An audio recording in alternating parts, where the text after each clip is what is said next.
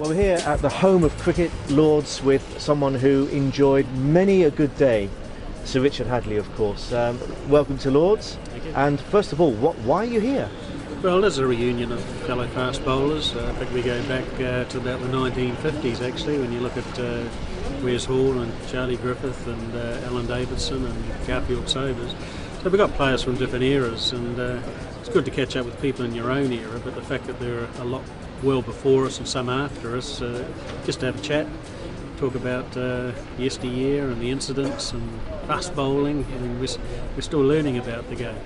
Well, you mentioned some of these great fast bowlers. Some of them were out and out great fast bowlers, not really known for their batting, but there's a few here who are out and out all-rounders. Gary Sobers, obviously, Kapil Dev, and your good self as well.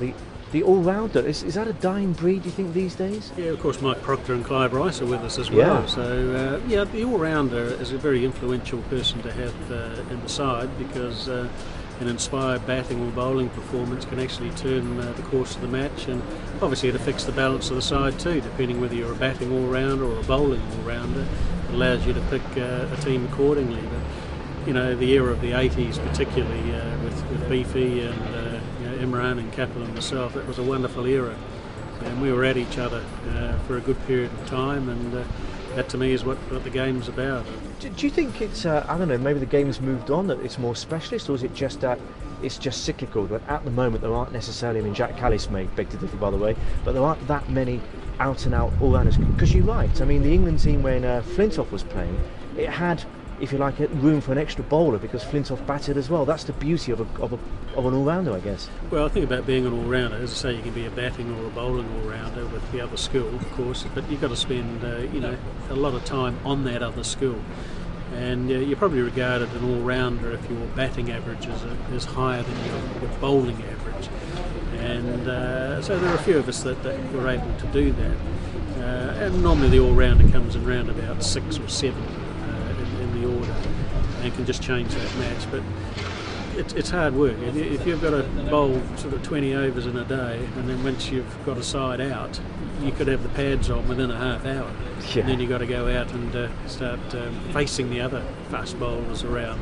So it's a tough role, and I think with the amount of cricket today, there is a burnout situation for that sort of cricket in particular. So it may be sort of the, as you say, the amount of cricket will make it very hard for a world-class all-rounder to be world-class in both departments? Yeah, but I think with the various forms of the game too, so you've got your Test cricket, your first-class cricket, 50-over cricket, now T20 cricket, so to adapt and be efficient at all forms of the game, I think is very, very difficult these days. And maybe you will see players specialising in one form or the other more than all of them, because you're trying to be good at all forms of the game. It does in fact create some mediocrity.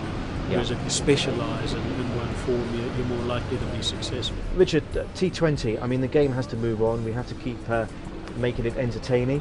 Are you a fan, and do you wish you'd had a little go at it? No, to both questions. I don't see T20 cricket as real cricket.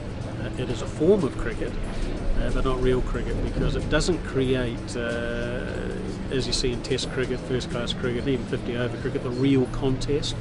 Where you set the opposing team up. The batting and bowling duels just aren't there, because in T20 cricket you've only got 4 overs. You might bowl to only 6 balls to 1 batsman, and that's it.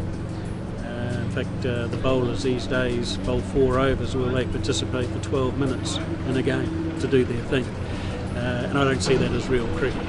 Test cricket, yes, where you've got to bowl 20, 25 overs, back up the next day. A game of endurance, physical presence, skill, technique, concentration, adapting to pitch weather conditions, and the state of the game. Well, you don't see that in T20 cricket. Now, T20 cricket will be around for a while, but I just think that there's room for all 4 games, 3 games. They can all coexist, so it's just finding that balance so that you don't sacrifice one format or saturate the game with one format over another. So that's the real contest, I think, for decision makers around the world, is to just get that balance right.